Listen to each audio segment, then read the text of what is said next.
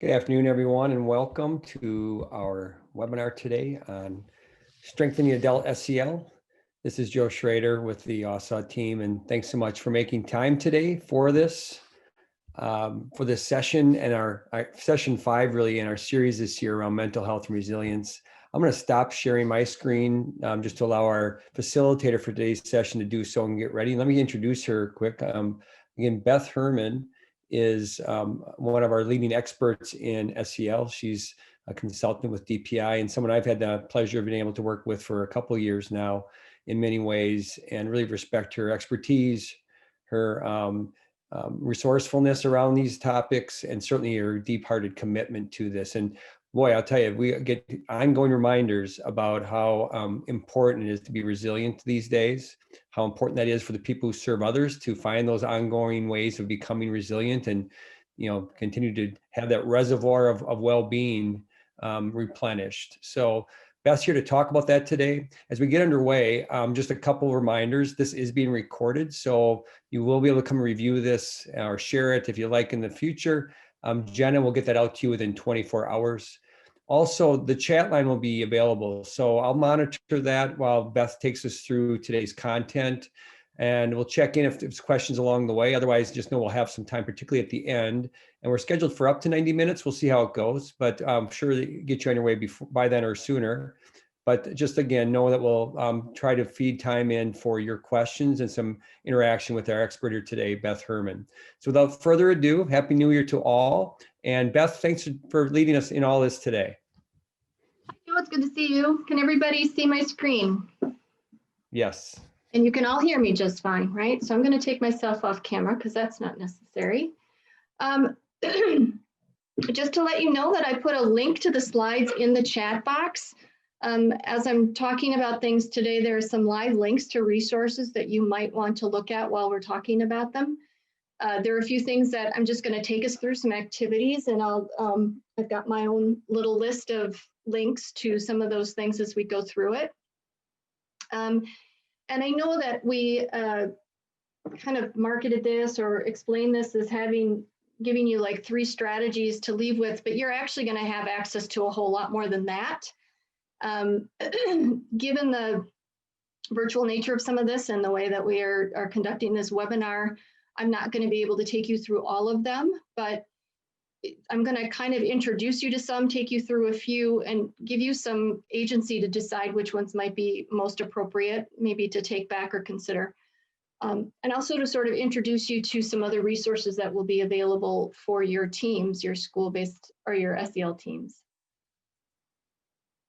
So I'm just starting with the definition that we use for SEL, only because I want to anchor us all in the same place.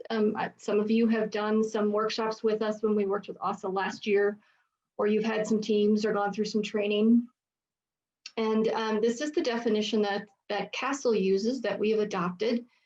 And there are a couple of things about this definition that I just want to point out. So for any of you that haven't heard this before, you can listen really intently. For those of you that have heard this ad nauseum, you can go to your happy place. I'll let you know when we're ready to move on. But we're talking about SEL being a process like any learning process. And in this process, we're talking about 2 steps. We're talking about the acquisition of skills, and we're talking about the application of those skills. And they're 2 different skill sets. So for those of you, all of you in education, you've all, I'm sure, had a student stand before you, tell you exactly what they were supposed to do in any given situation and didn't do it. And you could probably think about that for yourself. Like, I know when I go into the coffee shop that I shouldn't get that frosted raspberry scone, but I do it anyway. Knowing what to do and actually doing it are 2 different skill sets. And so in SEL, when we're talking about acquisition and knowledge, we are talking about explicit instruction of SEL competencies, and that's often done through an evidence-based curriculum. And then the application process comes in the way in which we integrate it throughout our environments, whether that is actually utilizing the skills in our pedagogy or our content instruction. And it's also in the way that our staff are modeling things for students, where our staff are learning together, and our staff's own social emotional learning competencies. And then it talks about specific areas. And if you're familiar with CASEL, some of these will show up. But when we think about SEL, These are the things that often come to mind: managing emotions, ours, understanding other people's emotions, how to set and achieve goals, how to show empathy for others and ourselves, how to establish and maintain positive relationships, and how to make responsible decisions. The other thing that I want to make really clear when we do this is that when we're focusing on SEL, we're looking at this as a strength-based approach and an additive model. This is not about compliance. Now, while social emotional learning skills are really connected to behavior, kids need to know what to do. Rather, when we tell them not to do something, they have to know what we want them to do instead. Simply not exercising good judgment or showing up in the office with a referral because of a fight doesn't mean that that child is missing an SEL skill. There could be any number of reasons that that occurred. But we want to make sure that when we're looking at SEL, that we're creating this, we're structuring this in a way that looks at this as building strengths as opposed to recognizing deficits. We want these things to be culturally responsive. We want it to be additive model thinking. So what we aren't doing is saying, hey, these competencies, they're really great. This is how you should act everywhere and the only way you should act. What we're saying is, here's a set of skills that we know can help you be successful in work and future education and in relationships, and you have the agency to choose to use those. Every one of us has different sets of skills that we apply to different environments, because one of the things we've learned to do is assess the environment we're in to determine what's appropriate and what's not. So we're all doing this all the time without thinking about it. So we have to be really careful that we don't give the impression to parents or students that these SEL competencies and these skills are the only and the right way to be. We also want to recognize that skill development lies on a continuum. If you take a look at those competencies, and if you have, you'll notice that they go pre-K through adult. You will find that most of us will find skills we do pretty well, and other skills that are not as well developed. Can you tell I was a school psychologist when I stated that way? So they're on a continuum, and that's typical. We don't expect everybody to have all of those skills. The other thing that I think is really important to note here is that these skills are also contextual. And by that, I mean the ability to do one of these skills doesn't assume that people are going to be able to do them in all environments.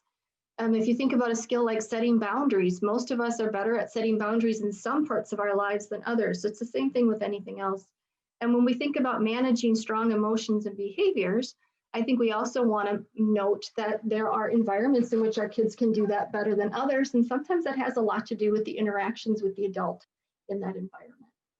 And then also to remember that SEL skills are a lifelong learning process, which is why the competencies go through adulthood, which is why we recognize that students don't stop learning in 12th grade.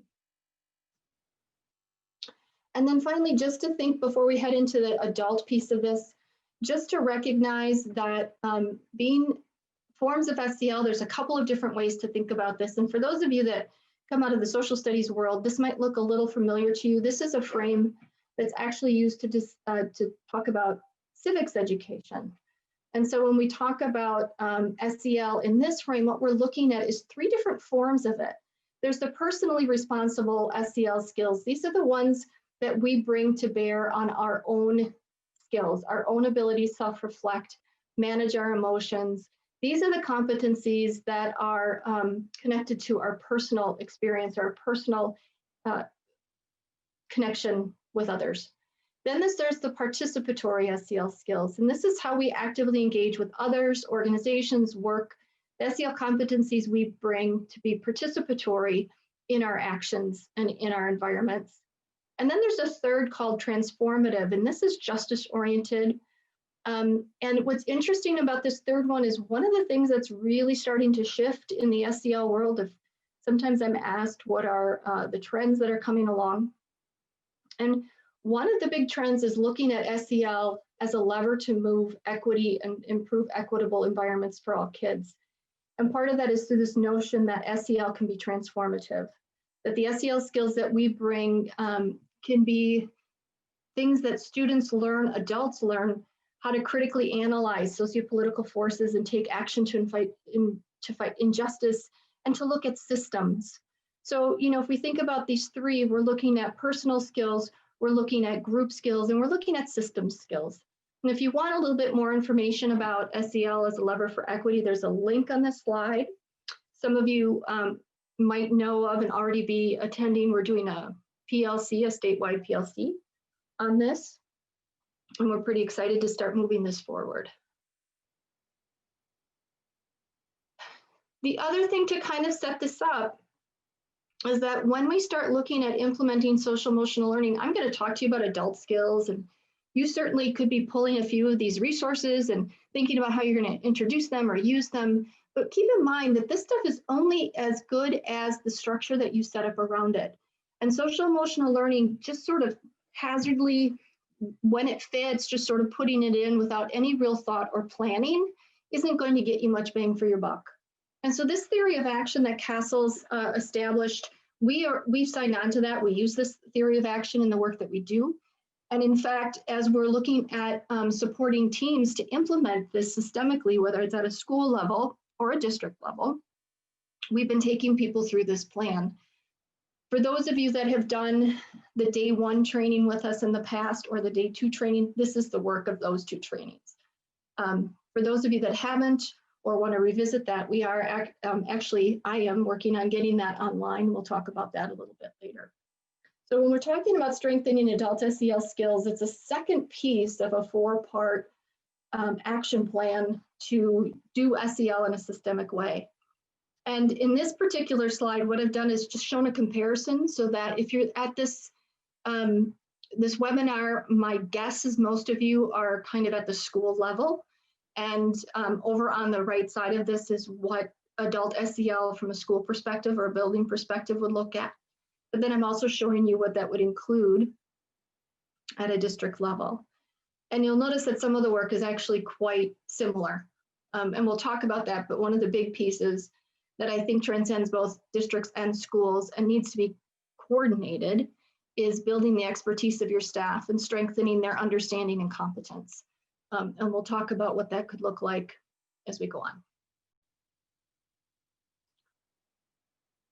So what is Adult Educator SEL? I know, how many people do we have on here? I know that sometimes these people get really tired of these virtual things and things like that. But if you want to just type something in the chat box, when we talk about adult or educator SEL, what do you think we're talking about?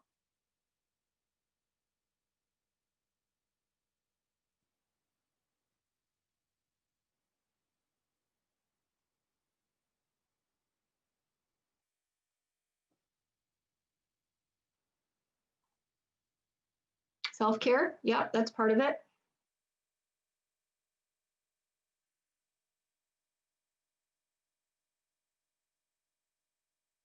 Knowing who you are and what you bring to the table. Identity is getting a lot of talk right now.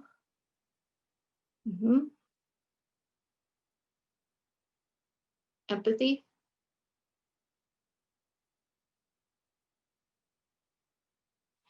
So when we talk about adult educator SEL, we're kind of talking about these 3 things. And I want to highlight the resource that this comes from. It's linked on the bottom right here for you. Sometimes my chat box is covering things. It's from Transforming Ed, and it's called the SEL for Educators Toolkit. I'm also going to pop it into the chat box for you.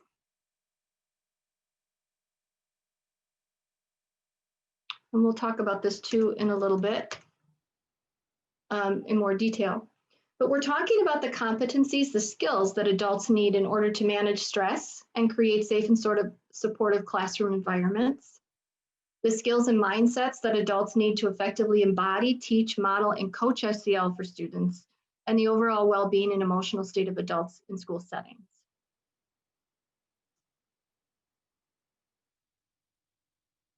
Now you might have seen me just very slickly unshare and reshare my screen because I always forget to allow audio. So this is a really nice short video kind of to introduce you to what adult SEL is and what it kind of looks like from a district and a school perspective. Once I started, if somebody could just give me a heads up in the chat box if you're hearing it or not, so that I can correct that fairly quickly. So let's take a look. Social emotional learning supports both children and adults. An effective approach to school-wide SEL provides regular opportunities for staff to cultivate their own social, emotional, and cultural competence, and to develop a sense of community.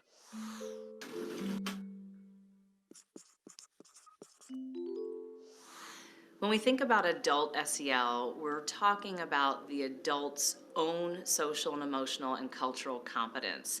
Do they have opportunities to reflect on their own self-awareness, their own bias, their own identity, their own thoughts and feelings and understanding of who they are and how they fit in? And we're also thinking about opportunities that they have to reflect and build skills for stress management, for relationship skills. At the Facing History New Tech High School, all educators attend training on social emotional learning.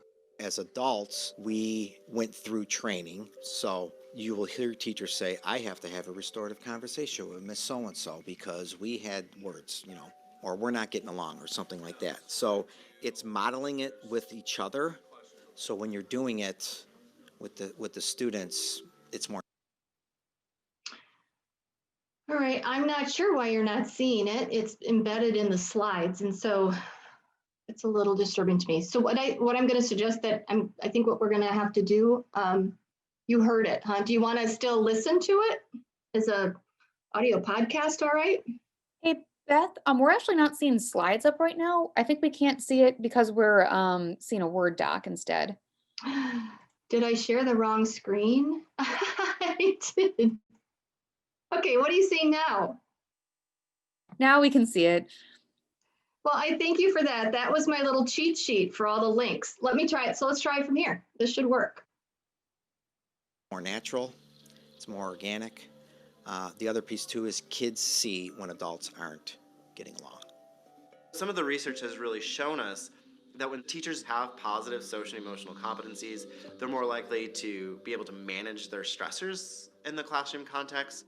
They are able to provide more student choice and voice and opportunity within the classroom context. They are better classroom managers. They are actually able to manage their own stress broadly, right? So they're less likely to burn out, which has huge implications for teacher well-being, for teacher shortages and reductions and the like. So teacher SEL not only affects their students, but also has a broader context. Principal Mark Ingoglia tried a new approach to modeling collaboration for students. He moved all the teachers' desks into one teacher workroom.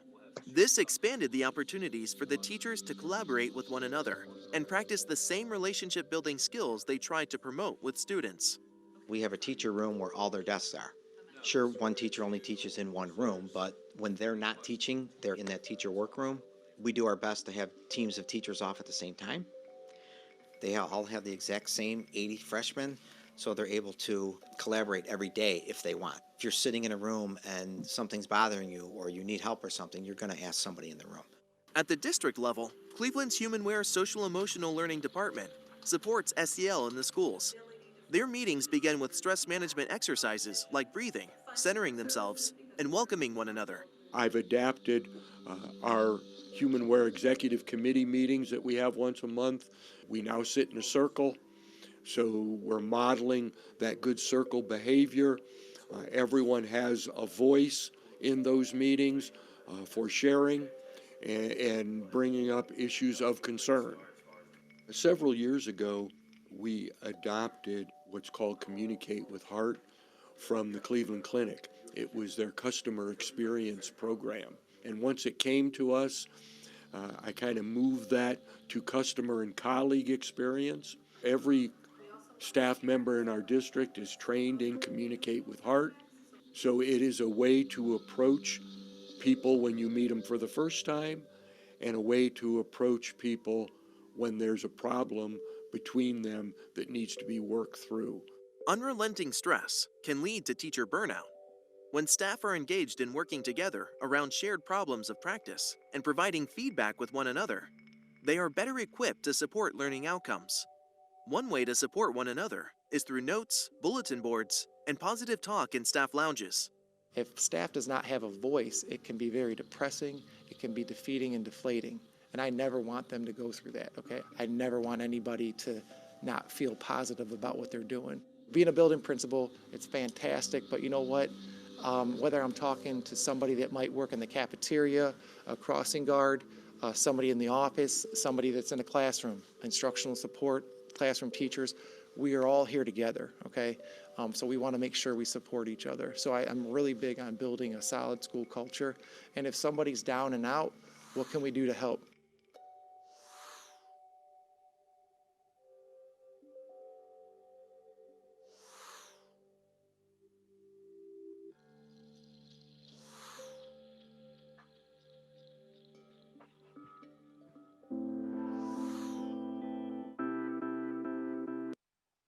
Okay.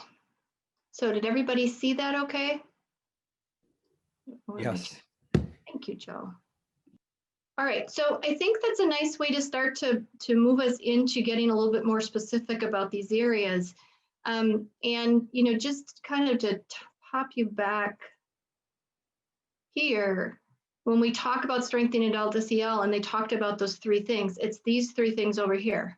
So creating opportunities, cultivating a community of adults who are learning and building their own SEL competencies, opportunities for adults to collaborate and to model. The other thing I want to point out about this is, if you notice, this is occurring before promoting SEL for students. I've been at this a long time, more years probably than I really honestly like to admit.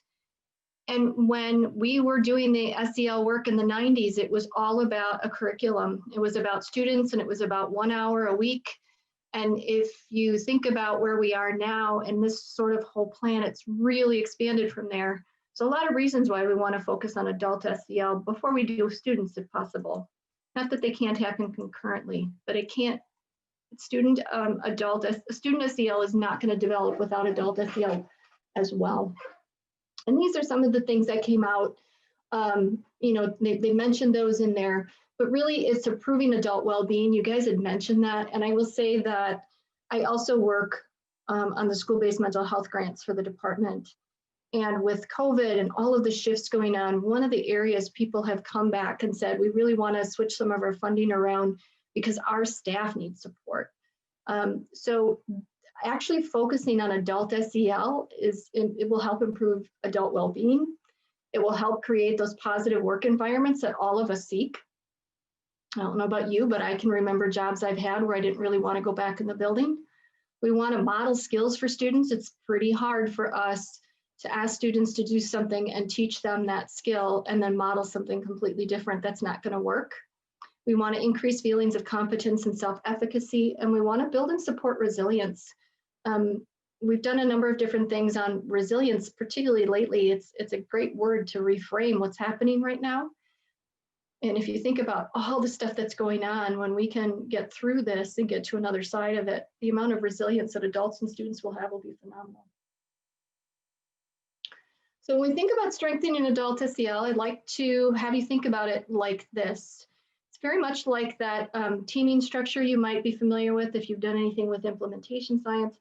At the district level, we're looking at setting up systems that will help develop expertise, not just of your frontline staff and your teaching staff, but your central office staff, your people who are interacting with families and community members. If you noticed in that video, when they were doing district-wide meetings, they were practicing SEL types of skills and explicitly making those part of those meetings. It's also looking at being well-planned and well-thought-out professional development. SEL is only going to be one of the things that your district would be doing professional development in, so coordinating that. And then finding opportunities to strengthen adult staff social emotional competence, which is one of the ones that aligns with the school level, and then developing structures that promote trust, community, and collective efficacy. If you want more information on district level adult SEL, there's a link in that box to the Castle District Resource site, and that will focus particularly and specifically on district actions. At the school level, what we're going to talk about mostly today is the three that we mentioned through that video: learn, collaborate, model. This is coming from the Castle Guide to School-Wide SEL, which is linked on this slide as well. And then there's a third one, and this is that new resource I had mentioned before from Transforming Ed on the Educator Toolkit. This is kind of really, this has been one of the things that's been rocking my world lately. It's a really awesome resource and giving specific ideas and skills and activities to help staff build their own personal SEL. I think we've often been a little uncomfortable around that, like what role do we play in that? How intrusive would that be? And this is just a really great resource. We're going to look at it a little bit more deeply when we get kind of towards the end of the session.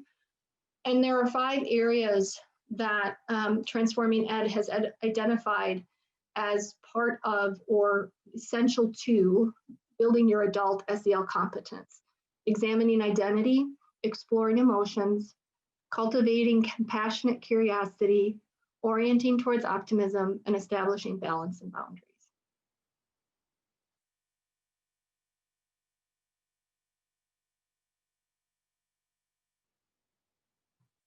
So let's kind of just dive into the learn, collaborate, and model. Now, 2 things I just want to give you a heads up on. One of the things that we are working on doing is creating a team implementation training for SEL that will be available online. And there's going to be modules based on those steps in the theory of action. And so the one I'm promoting, Adult Educator SEL, is going to look very similar to what you're seeing today. And I encourage you, if you find this to be really helpful or something you want to dive more into, to do that training with the team, because right now it's just going to be introducing this to you. But you're really, if you're going to take this on in a way that's going to be more impactful, you'll want to take it on with the team. But for more information about this particular focus area on strengthening adult SEL from the Castle School Guide, you can check out that link. So when we talk about learning, for adults to learn, we've got a few different things to focus on. One is building a professional learning plan. That is, now keep in mind, we're talking here at the school level. So it's just creating a professional learning plan for SEL at your school level. We're also going to look at personal skills, personal SEL skills, and developing those, examining bias, looking at growth mindset, a focus on self-care, and a focus on workplace collaboration. So what I'm going to do is take you through each of these and show you an activity to support them. And there's a couple of these that we'll do, and then others that if you're interested in, you can go back to. When we talk about a professional learning plan or training, this is not from Castle, as you can probably tell. It's my handiwork, which means it's not all that well done. But oftentimes I will have administrators or school teams ask where they start with training because they really don't know. And part of it is what's even available. And this is just a kind of a flow chart to help you think about the access points and what you're ready for and what sort of things you might need to build first. And I'm not going to go through all of these steps, but it can be a useful tool if you're at one of the kind of just starting out at this particularly and you're not sure where you're at. Some of it is, do you have enough people involved to form a team, or are you still trying to build some knowledge about it? And then just a few things about, because if you're going to build a plan, you might want to know what's available. One of the things that we've had on the website for a while, I'm not sure people necessarily know about it, is the Selfpaced module on sort of an introduction to SEL. This link will take you right to it. Any staff can take it. And if you're just starting or you don't know much about it yourself, or you've got staff that are kind of interested and you're not knowing what to do to get going, this is often a really good place to start. And Joe and Jenna, I cannot see my chat box, so if anything comes into the chat box, please let me know. Will do, and we're all good right now. Thank you. All right, thank you. So the other thing is that we have a number of training opportunities to support SEL, and some of you have done them already, or you know people that have. We've done some things through the AWSA academies. But the thing is, you know, COVID's kind of thrown us all. And so we've been working on trying to get as many of these online as possible. So the other thing also is thinking about, and we'll talk about this with the plan, who needs what training? Not everybody needs the same training. And if you've got a team, your team is going to do some different types of training than your staff. And we'll have, getting these prepped, I'm hoping the SEL implementation team training will be available by February. It's just me, so we don't have a high-tech shop, and we're getting pretty close to being able to put that up there. I'm thinking it's going to go through a Canvas application. And that will take teams through the steps of that theory of action and planning activities in order to systemically implement SEL across the school. The other one that will be coming shortly is an SEL assessment team training, which again is going to be self-guided modules and taking the same team who should do the implementation team training first through the development of an SEL assessment plan. SEL assessment is a very different animal, and part of this is building some assessment literacy around it. It is not the same as behavioral assessment, and it is not the same as a social emotional behavioral mental health assessments and screening. And then there's another opportunity, and we're currently running one of these, and we'll probably offer more once we see how this goes, is if you're looking to build your own capacity to train your staff. None of us here at DPI, we don't have the capacity to come into your school or your district and do a training for SEL. But what I can do is train your people how to do that. And that's what this is. This is an SEL train the trainer, where the folks that you have in your school or your district that are going to be willing or able to train other staff in the foundational knowledge of SEL, they come and they get the scripts and the slides and support from me, and they learn how to do it and get local training right in your own district, which is so much more sustainable. So these are some training opportunities that we offer. I do want to put out there that these are certainly not the only ones. You know, if you're purchasing curriculum or an assessment service, you can get training through them. And I know that CSAs are offering training.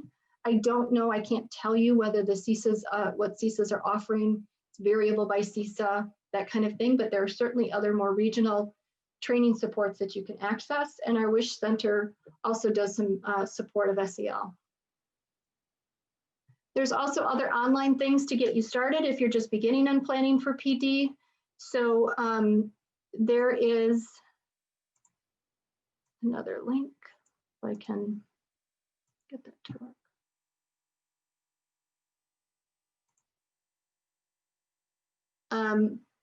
It's not letting me do I have a map for you, an SEL website map for DPI, and I'll get that in a chat as soon as I can get a chat to come up on my screen. But you also, if you're, especially if it's a team and you're still trying to figure out what you want to do and build your own expertise, there's a website that looks like this on the left here, where there are articles and studies and things like that that you could do as like a study group. I know that some staff will pull like the grade band specific ones. They're nice, some nice articles in there from University of Pennsylvania and Rand Foundation, and they'll share those with staff. And then there's two webinar series last year and, well, 2 years ago and this last year on different topics of SEL, and some people find them helpful. Last year, and the ones you see here are examples of practice from different districts. I know this is one of the things we get asked for quite a lot, is what are other people doing? And this is an opportunity to see what other people are doing. So I give you all of that information because I feel like if I just gave you this creative professional learning plan template and just said, you know, do it, it would be really confusing because you have no idea what kinds of training is available. We're not going to spend time on this. This is one of the activities that a team will take some time to do in that team implementation training. But you're actually trying to create what goals you want to accomplish with SEL, and then what needs to be known by who and by when. You know, if you just give an example of just what SEL is and some understanding, basic understanding of SEL, well, you'd want your parents to understand that, your staff to understand that, your school board to understand that.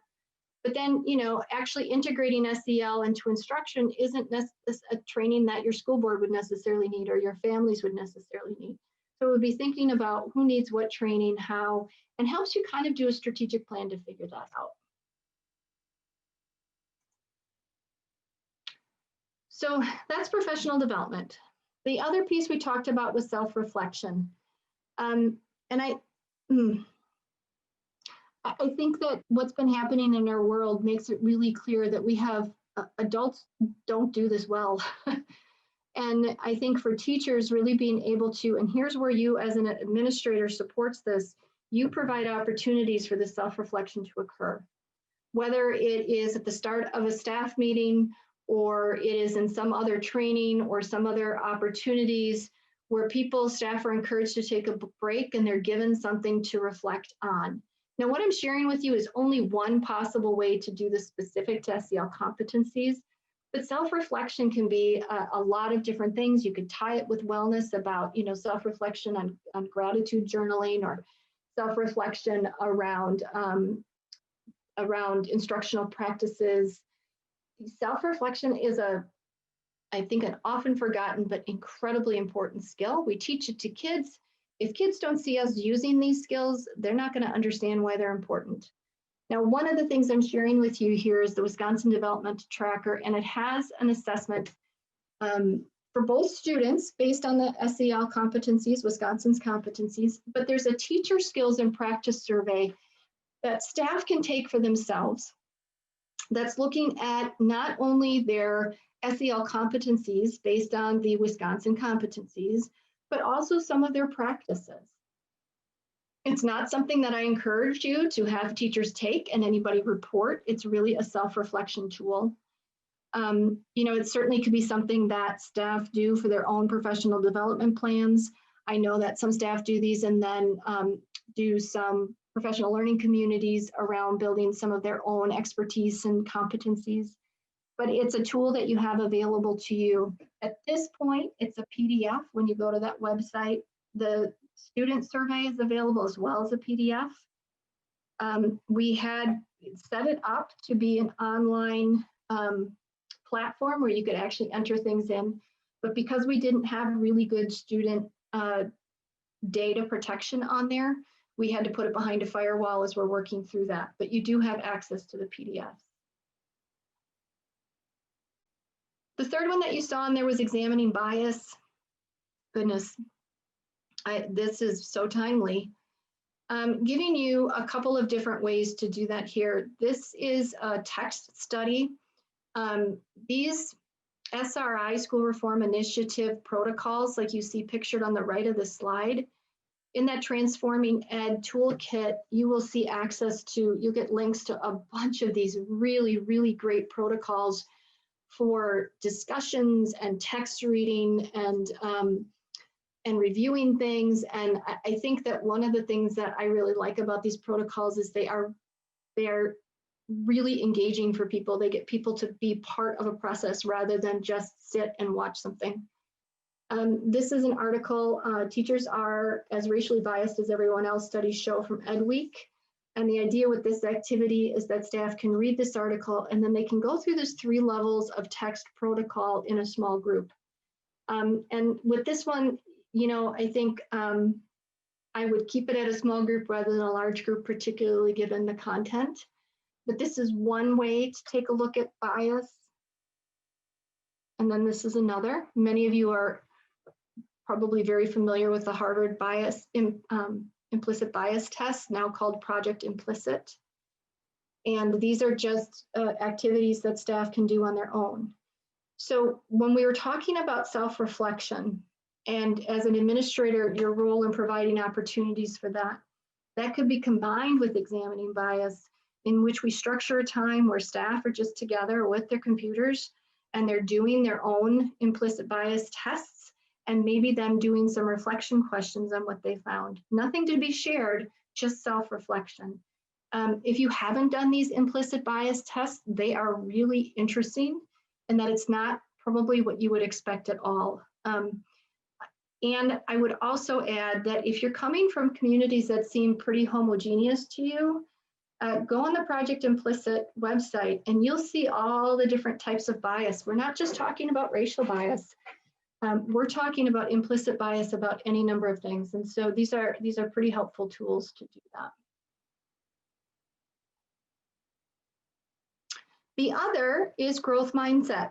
And this is one of the things I'd like us to do.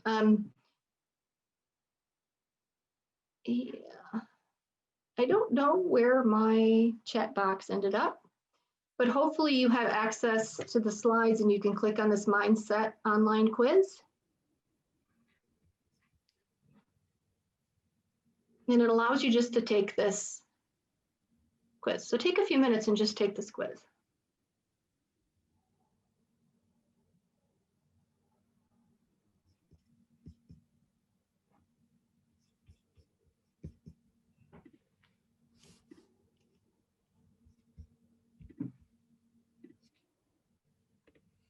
Oh, came back.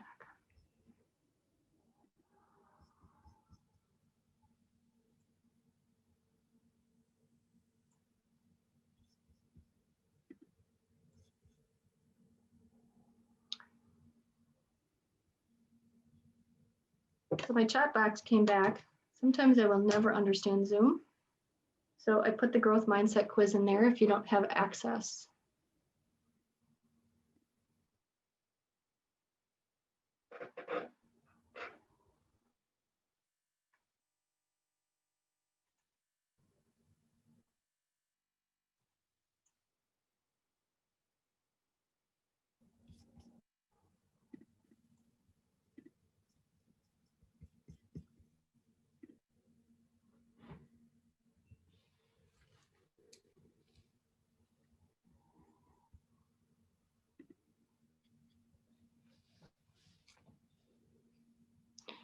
So when we look at mindset, I think is this an easy way to do this? Can you guys do hands up in here? Raise hands. Yes, we should be able to do so. How many of you are doing growth mindset? Or have kind of articulated growth mindset in any of your guiding documents or plans?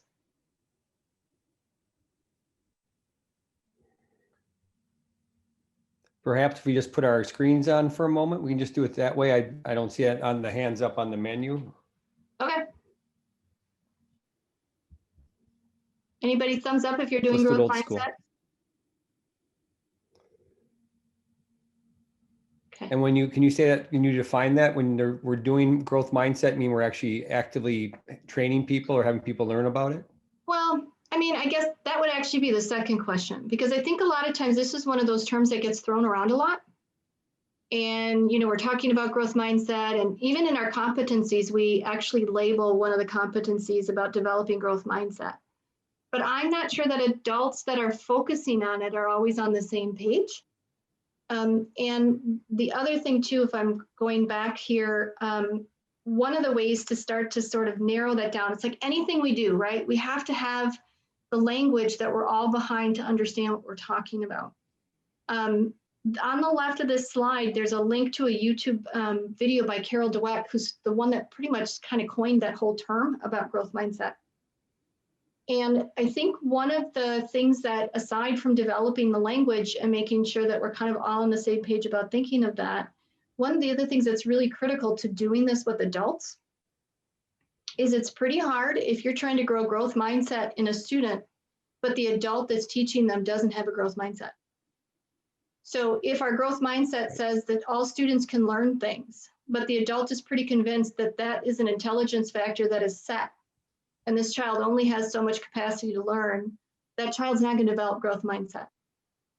So, you know, I think with these quizzes, any of these things, what's really important is not to have staff look at this and say, oh, well, I'm at fault or I'm problematic because I don't have growth mindset. My question would be, if you're finding that your growth mindset isn't quite is more towards fixed than growth, how are you going to manage that if we have made a commitment to focus on a growth mindset for students, right? So it's not about telling somebody what they're doing or how they're programmed or what they're thinking necessarily is wrong, but how is the way that you present going to impact the way that you're teaching? So, and it's the nice thing about this activity or either of these is that they're not that long, but it does kind of start to think about exactly what it is that we are trying to present to kids. I think schools are doing a lot of this growth mindset, maybe not calling it that. The other thing about growth mindset is if you are doing a published SEL screener, or assessment tool. A lot of them include questions about growth mindset. Here's the thing that I always want people to think about with assessment. You need to be assessing what you're teaching. And if your assessment's talking about growth mindset and you're not teaching growth mindset, do you see the problem? So this is one of those things we really need to just, what are we thinking about with it? What are we defining it as? Where am I on that fixed to growth mindset continuum, and how is that going to impact the way that I work with students? Any thoughts or questions about this one?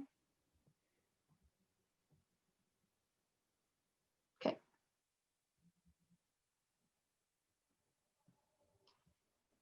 Another area that we talked about is self-care, and you guys mentioned this. What I think is really kind of fun is that one of the things that we know can really make a difference for self-care and well-being is gratitude. I think that probably I'm preaching to the choir about this, but there have been things that people have shared that they've been doing, like gratitude journals. We've had some schools that talked about doing gratitude journaling with staff. This is it's a nice little YouTube video about gratitude. And then there's also a quiz in Greater Good magazine about kind of where we kind of fall on that gratitude scale as well.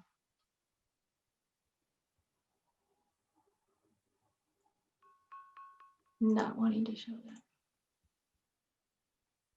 And then this is another fun one I wanted to do with you all, provided I can do this again. Now, I suspect you've all seen kind of these kind of survey things, or some places call it personality assessments. This is a little bit different. It's called the SCARF assessment. And it's really about using this to talk about collaboration. So I put the link to this online. So if you would click on it,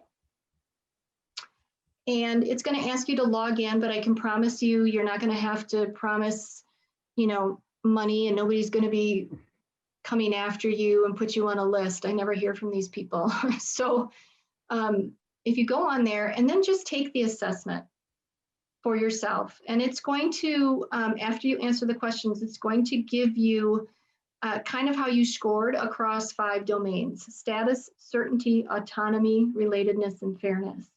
So let's just take a few minutes to do that survey.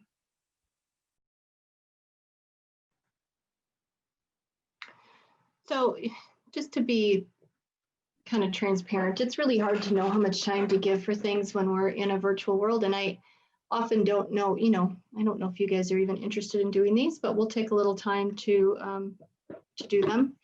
And if you got caught up on some emails, that's cool too.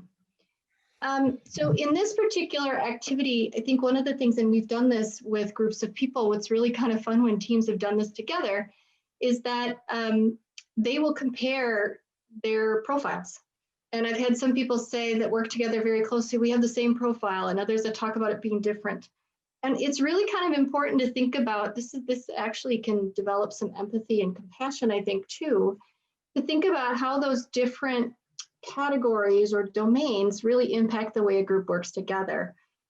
So for example, if somebody's got a very high certainty score, that means they don't want to make really quick decisions.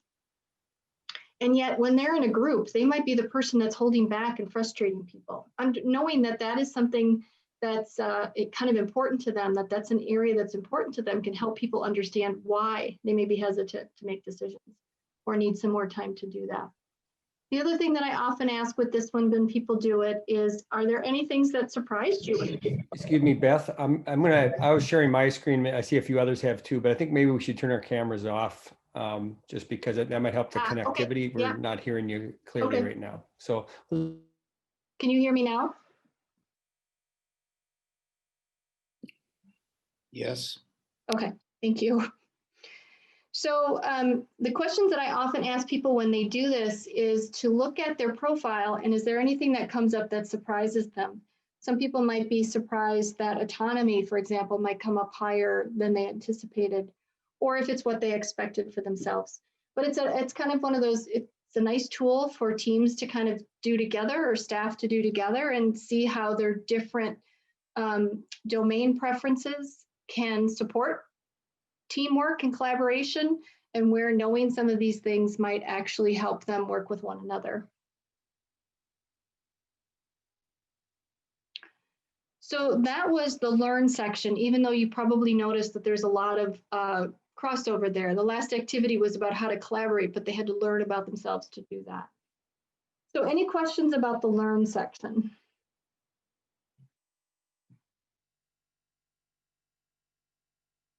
Okay.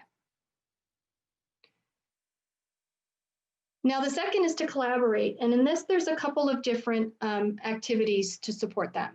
Staff shared agreements, professional learning communities, peer mentoring and partnership, integrating SEL into meetings, and the peer consultancy profile or protocol. So let me just kind of walk you through these again. For collaboration, the first one that we're sharing here is the staff shared agreements. And I think some people do this, especially, I know that there are teams that when they work together, they kind of come up with their rules of engagement or their shared agreements about how they're going to work together. But this is really having a whole staff sit down and come up with these. And while I think that there are oftentimes this is done pretty frequently when they talk about meetings, like how we're going to engage each other with meetings, this is how we're going to actually agree to engage with each other, our families and parents and our administration, all of us, everywhere. So this is the agreements we have on how we're going to interact with each other, how we're going to interact with our students, how we agree to interact with our families and community partners, how staff's going to model these different areas of social emotional learning, and then how we hold each other accountable to live up to these. And I think that last one is probably, if people are doing shared agreements, that's probably the hardest one for staff to understand. There has to be agreements that say, you know, if any of us notice somebody not sticking to these agreements, this is what we're going to do. We're going to approach the person privately, you know, whatever. You're going to talk about that. And the thing here is that I've been in buildings, you know, I think some of you have been at this long enough. You've been in a couple of different places. And, you know, when I see staff in hallways having arguments with one another, when I see the way that sometimes people will talk to kids or will talk to parents, it's really not aligned with what we're hoping to create in our environments. And so this gives staff a way to structure what the expectations are for one another so that we're clear about that and agree about it, and then have some sort of way to come back and hold each other accountable for that. This has to also include administration. And the discussion includes administration and how people are going to act with you as administrators. What are your expectations for that? This is just, it's not an easy thing to do. And I think people do some of that, but not all of this. But this is one tool to kind of structure how collaboration and create that workforce environment, that workplace environment that people want to come to. The second is professional learning communities. I don't need to go on with this too much because I think most of you are, I think most schools are doing this to some degree. I will say that we have a number of people in the grant who are purchasing materials for book studies. I think staff have really kind of learned to have become to really appreciate these professional learning communities. The only thing I want to say is that if you're starting these and you're looking for some SEL relevant things, you can find those on the SEL webpage. And I do now have my chat box, so let me send you this map. This will help you find things on the SEL webpage because it is kind of dense. And also, are any of you part of the SEL and Equity PLC that we're offering beginning this month?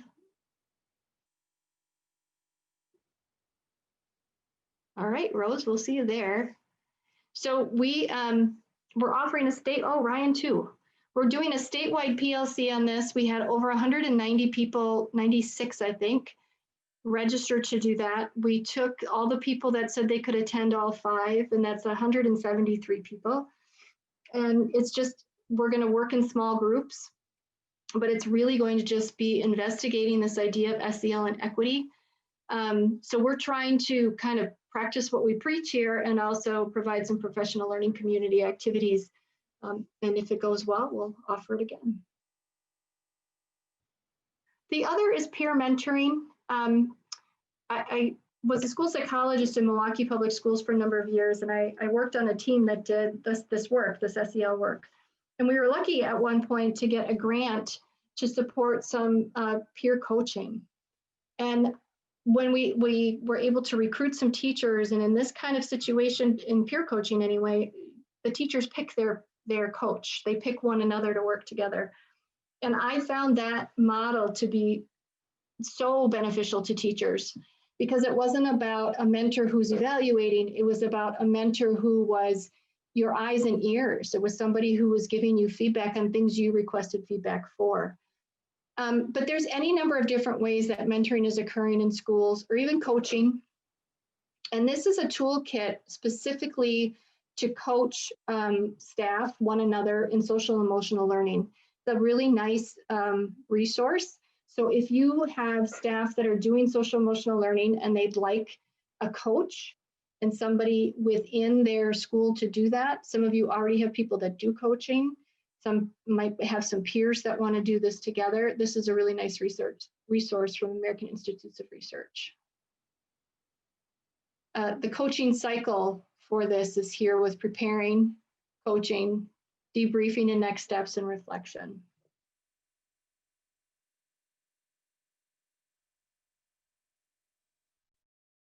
And then this is the takeaway activity or takeaway strategy I want to impart with you in this particular section. And this is called 3 signature practices. And for those of you that have done work with us before in SEL, you've probably heard this. What's really brilliant about this strategy is it's not going to take a lot of prep. And this is a strategy to use with adults and with students. So let me just tell you a little bit about it. So it's taking any time in which you're gathering. So in staff meetings or staff training, times that staff are coming together, you start everything with a welcome activity, an inclusive activity. Doesn't have to be long. The link here takes you to the guide for this, and it'll give you examples of activities. If you're doing things virtually, what we have used for some of this are Jamboards, where you have a question, an inviting question, and people share something. I was just at a meeting today where the welcoming activity used a Jamboard and asked us to share what artifact or idea or thing that was a good thing that we were taking with us out of 2020. And then this just engaging strategies throughout whatever you're doing, where you're including opportunities for people to make sense of the learning, where they get to work with one another, pairs, groups, individuals, transitions, brain breaks, just making sure that you're varying it up throughout. I will tell you that the nature of this particular webinar doesn't give me the opportunity to do too much of that. And then an optimistic closure, so that you're ending whatever work you're doing with some reflection and looking forward. Sometimes it's as simple as what stood out to you here that you're going to take forward to act on. Now, in that video that you saw when they were talking about one of the strategies that they used at the district level, I think you could see how that could also work at district meetings. This could work at staff meetings. We have worked with some districts. In fact, Franklin School District started this way with their SEL work. They didn't even begin with the students and promoting it with students until they spent some time on building SEL practice for at least 1.5 years. And they started with this activity because it really is kind of low-hanging fruit. They did it with staff. And then what happens is, as it's being modeled, people kind of catch on to it. Staff do the same thing in classrooms. So this is one of those strategies that's an adult strategy and a student strategy, where they begin class with a welcoming, inclusive activity, they engage kids throughout, and then they do an optimistic closure. At the high school level, they would do every class starting that way. And then at the elementary level, they might do a couple like mornings or afternoons, or break it up like that. So this is a really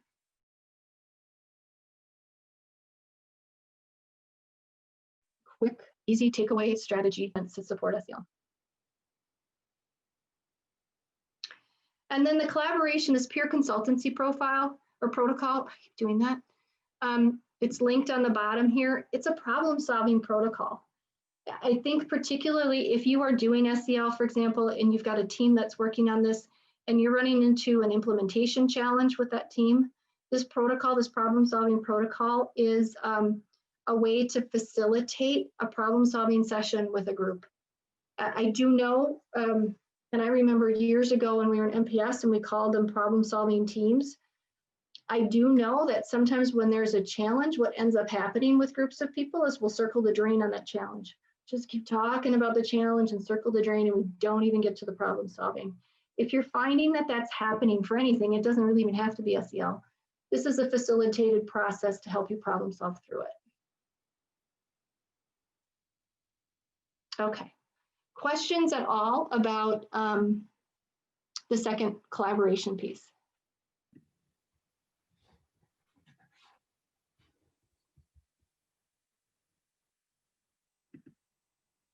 Looking like no, right, Joe?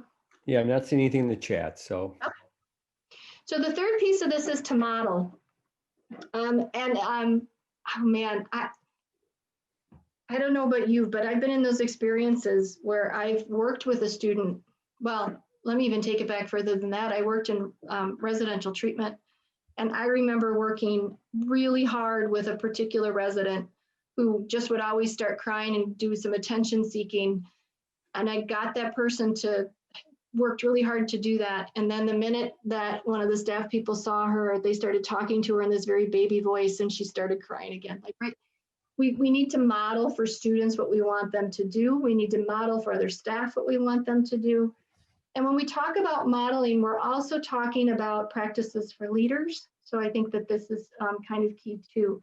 The website link here will kind of help you delineate some of this in even more detail if you want more information about the model section. And this next activity, we're not going to do this, but I think this is a really good one for staff to do together. And if you're looking for something to kind of kickstart some of this for a staff meeting, for example, you might want to try this one. So these are the 5 domains of CASEL's competencies. You're familiar with ours, you know, it's a little bit different, although we pretty much just sort of modified ours around this.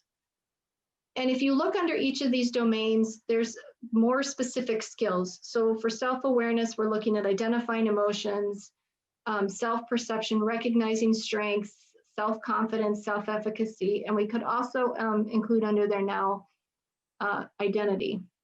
Social awareness is perspective taking, empathy, appreciating diversity, respect for others, and so on. You can see kind of some examples of that, right? And the idea is talking to staff about what each of these are. And, you know, I don't think you're going to find any staff that would disagree that these are skills we want our kids to have. The question then is, how are we as adults going to manage each of these things? What are ways that we can model them? What are ways that we can model these? So how are we going to model recognizing strengths? What are things that we can do? Well, we can make sure that when we see students doing something that is a strength, that we call it out, or that we give them that kind of feedback privately. The idea here is that you are using something called a carousel brainstorm to do that. Now, I've done this both virtually and in person, but the idea is that, you notice these are big chart paper, each one of these goes on there, and small groups of people each start at one of these, and for 2 to 3 minutes, they just list all the ways that they as adults could model that, how they could model self-management, self-awareness, social awareness. After 2 to 3 minutes, you have everybody rotate, so they go to the next paper, usually to the right, a little different virtually. You could do 2 to 3 rounds of that, so that staff are making lists of different ways that they could do this. Now, I'm not talking about just like, you know, share my feelings when I'm upset. I mean, that's one of them, but it could be things really related to specific content areas.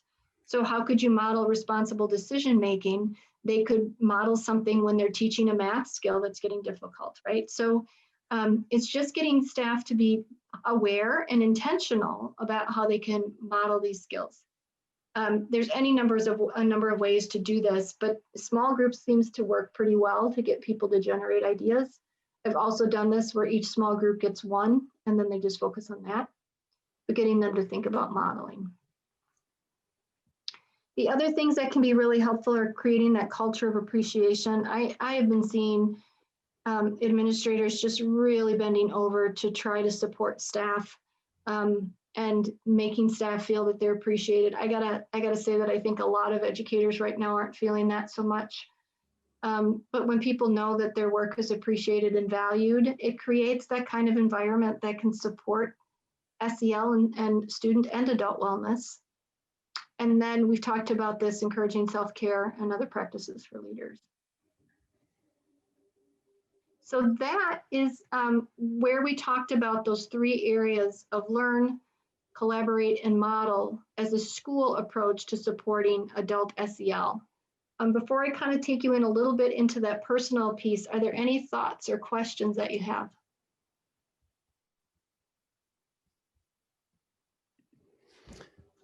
Beth, just to try to prime the pump here a little bit, urge others just to kind of connect.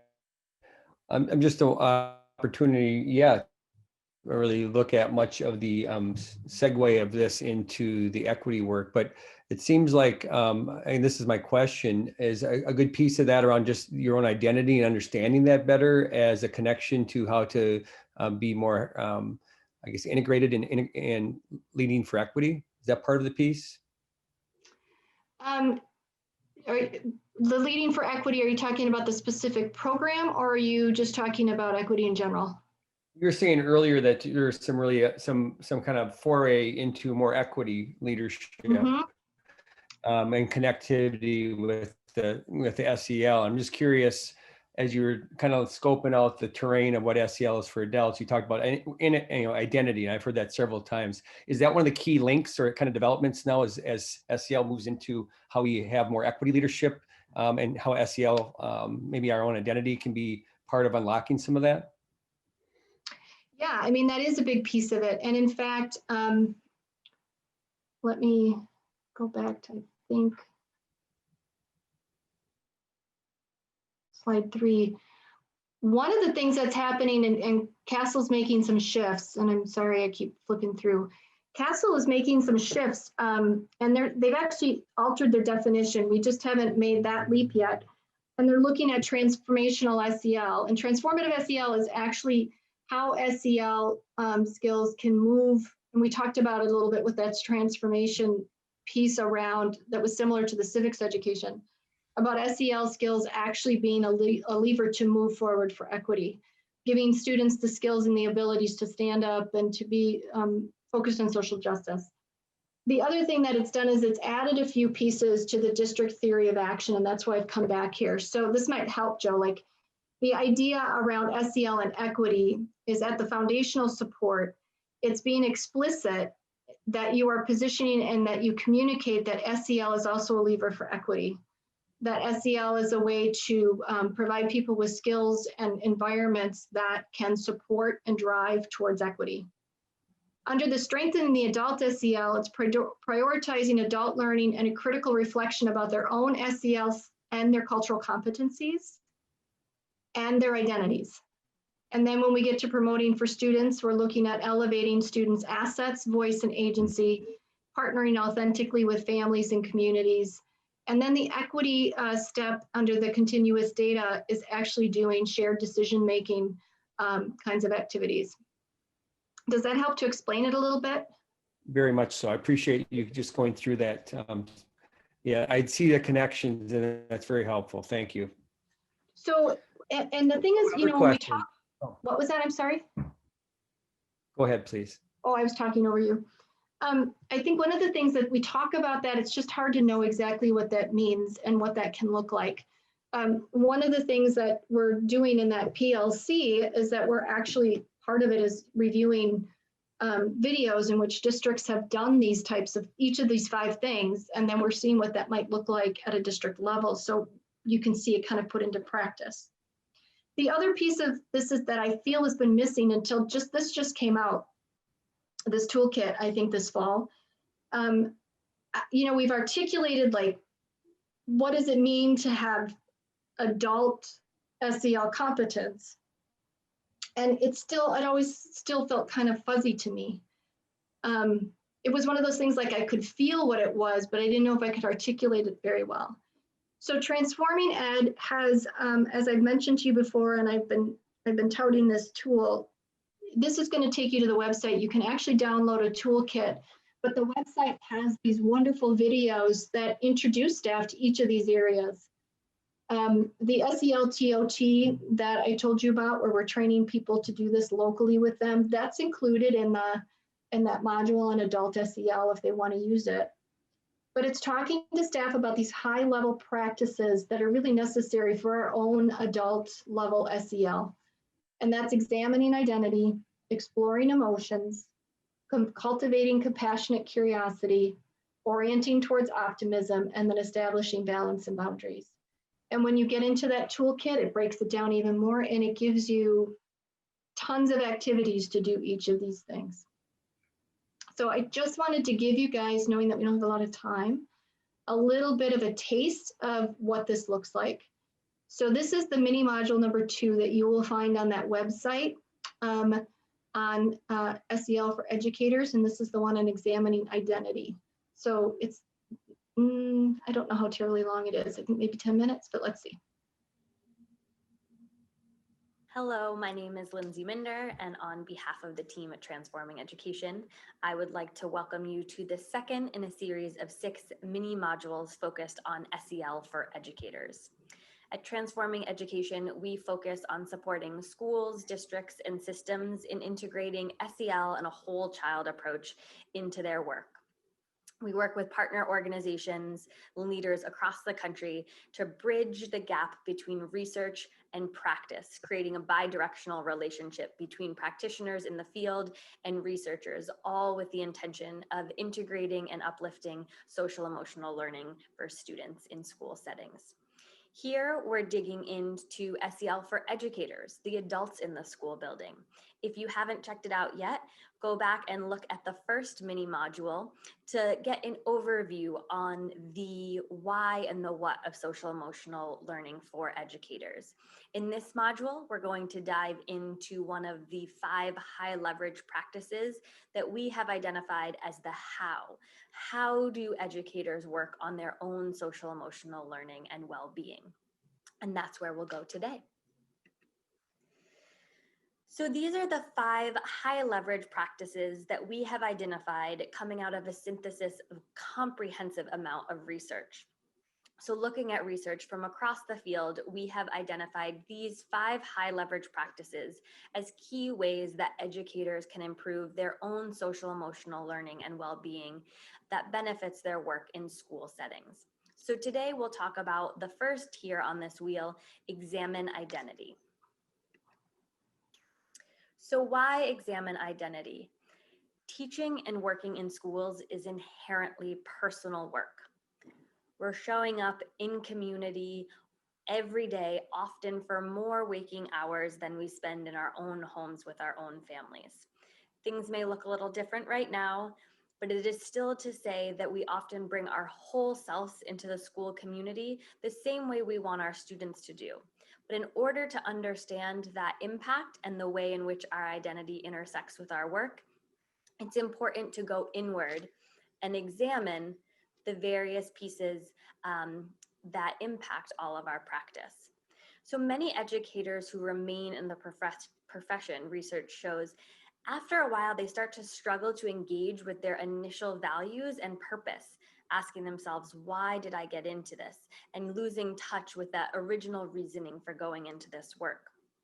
Therefore, it's important to take the time to self-reflect, revisit that why, and examine obstacles that are getting in the way. Additionally, educators are not immune to the unconscious biases and stereotype beliefs that are pervasive in society. By regularly examining the ways in which our identities, values, mindsets, biases, they all influence our actions, educators can more effectively show up and serve their students. So for each of our 5 high leverage practices, we've broken them down into some corresponding sub-strategies, some specific areas that people can work on to really benefit their own social emotional learning and the way in which they show up in the school setting. So for examine identity, we'll briefly look at defining values and pursuing purpose, investigating privilege and power, uncovering bias, and reflecting on work style. So starting with defining values and purpose. Research shows us that people who are resilient have a common trait. They have a clear sense of purpose. This clarity of purpose supports educators in working through challenging situations. If you can remember your why and really think about what is getting in the way, you're able to channel that energy and more effectively solve problems. So educators with clear values direct their work towards an intended purpose. And as mentioned, they're then able to identify the obstacles that inhibit their ability to pursue that purpose, and they work to find solutions to those obstacles. So again, reflecting, getting in touch with our values and our purpose can allow us to be more effective educators. Investigating privilege and power. So in order to create brave and safe spaces in classrooms, organizations, communities, and schools as a whole, it's crucial that we examine the ways in which power and privilege impact the systems in which we work, including our school buildings and our classrooms. Privilege is defined as a special right, advantage, or immunity available to a particular person or group. And having privilege conveys power. Both privilege and power are embedded in interactions and relationships, including those that occur in schools. Again, schools are not immune to the privilege and power dynamics that we see in the larger society. And so as educators, it's incredibly critical to think about what privilege we have that we are bringing into the school setting and what power we have. Similarly, by investigating our own privilege and power, we can look at the ways that that interacts with the identities, the privileges, and powers of those around us. Uncovering bias. Bias is defined as a natural inclination for or against an idea, object, group, or individual. As mentioned previously, educators are not immune to the unconscious bias that we see in the larger society. Bias can occur at any level, the individual, the system, and the societal level. And so individual educators and schools as systems are also impacted by bias. In schools specifically, research shows us that unconscious bias can lead to disparities in how students are treated through discipline policies, academic experiences, and adult expectations. It's the educators who work to uncover their own bias that are more likely to display confidence in and affirm their students. They also set high expectations for their students, and they support them in reaching their goals. Things we all strive for as educators, supporting students and helping them reach their goals. In order to do that, it's important to go inward. We're bringing into the school setting and what we can do to tackle some of those biases. And the last sub-strategy for this category of examine identity is reflecting on work style. So reflecting on one's personality, work style, and leadership approach can really support self-awareness and identity development. Those who are self-aware are able to capitalize on their strengths and ask support where they need it. We all know that in school settings, whether in person or remote, it is critical to collaborate and be able to work together. This self-awareness on work style really enables educators to communicate challenges and seek support in order to strengthen team dynamics. So knowing that the same way we want students to know sort of the type of learner that they are, what are their strengths, where do they need supports, and how does that play into a larger group dynamic? The same is critical for educators, understanding those strengths and struggles, thinking about how that shows up in our work and how we can best do our work, improves not only the individual educator's experience, but also those team dynamics. So in recap, when we think about the high leverage practice of examine identity, We're thinking about defining values and pursuing purpose, investigating privilege and power, uncovering bias, and reflecting on work style. So if we take a moment to pause and process, how do you see your own identity showing up in your work as an educator? Thinking about intersectionality and all the pieces that make you you. How does that show up in your school, in your classroom, in your interactions with colleagues, students, and families?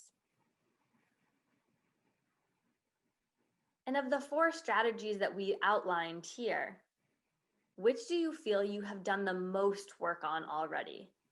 You feel pretty confident that that is an area you've committed some time and some self-reflection, and you feel pretty strong in that strategy. And then conversely, of the 4 strategies we outlined, which do you feel you could use some more focus on?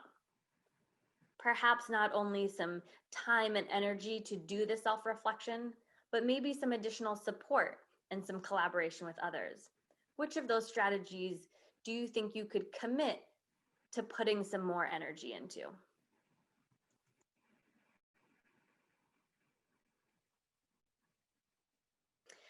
And so as we think back to these 5 high leverage practices, this module really focused on just the tip of the iceberg of examining identity. We want to acknowledge that the SEL for Educators toolkit is a broad overview of the extensive work that educators and school leaders need to do in order to best show up for their system, for their students and their systems. And this is, as I said, just the tip of the iceberg. In some of our corresponding resources, we support you in diving in deeper to do some of this internal work. And so you can learn more about examining identity, but also the other 5 high leverage practices by downloading our entire SEL for Educators toolkit. In that toolkit, you will have access to the professional learning presentation, a snapshot which summarizes the 5 high leverage practices, and a reference list of comprehensive resources that we consulted to really develop this tool. And lastly, what I want to highlight is it also comes with a companion guide. And it's in that companion guide where there are details about interactive components that you can use to really further your own learning. So we just briefly touched on and introduced this high leverage practice and corresponding strategies, but the companion guide will give you tangible ways to really dive into that examination of identity and really do the work. And so we have. So she mentioned the guide, and I'm hoping that if I slide this over here, you guys can see this on the screen. This is really a really nice tool. So under examining identity in each of those 4 areas, it gives you activities you can do to support that particular aspect of examining identity. So it's a pretty useful tool. Mhm. Hello, my name is Lindsay Minder. Hello, Lindsay Minder. Okay, so when we talked about promoting for adults, I just sort of want to recap that we were looking at cultivating a community of adults who engage in their own SEL learning, who collaborate on strategies for promoting SEL, and then model SEL throughout the school. So you're looking at setting up opportunities, creating the systems at the school for the learning, the collaboration, and the modeling to occur. So that's pretty much what I have. I do have my name and my email here linked if you'd like to do that. I also offer consultation to teams around SEL and school-based mental health, and that link will take you to the booking app to schedule that consultation time if you'd like it. And then I'd like to open it up to questions. So there's just a handful of people here so if you have a question, why don't you just put your mic on and ask it directly? That'll be fine.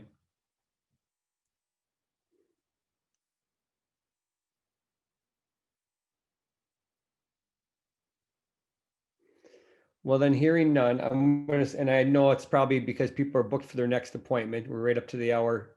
So Beth, I just want to say on behalf of everyone, thank you so much. There's a treasure trove of resources here in so many ways. And again, the slides, the videos, the resources in umpteen ways, and also the context. So just want to say thank you for the leadership you're providing our state on this. Thank you for your time today.